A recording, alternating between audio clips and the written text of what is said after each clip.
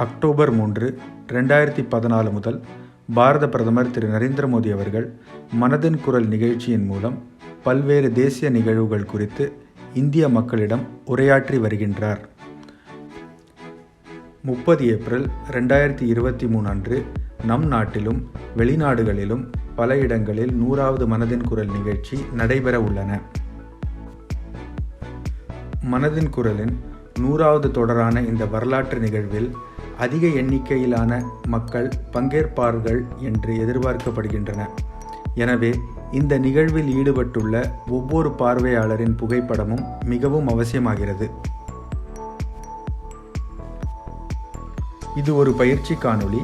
மனதின் குரல் பதிவேற்றும் இணைப்பை எவ்வாறு பயன்படுத்துவது என்பதை இது உங்களுக்கு விவரிக்கும். பதிவேற்றும் இணைப்பில் உள்நுழைய நரேந்திர மோடி செயலியின் ஹோம் ஸ்கிரீனில் வழங்கப்பட்ட மன் கி பாத் 100வது தொடர் என்கிற பதாகையை கிளிக் செய்யவும் அல்லது mkv100.narendramodi.in இணையதளத்திற்கு செல்லவும். பின்னர் புகைப்படங்களை கேமரா அல்லது கேலரியிலிருந்து பதிவேற்றம் செய்யவும். இதில் நீங்கள் அதிகபட்சமாக 25 புகைப்படங்களை ஒரே நேரத்தில் பதிவேற்றலாம். அதன் பிறகு நெக்ஸ்ட் என்பதை கிளிக் செய்யவும்.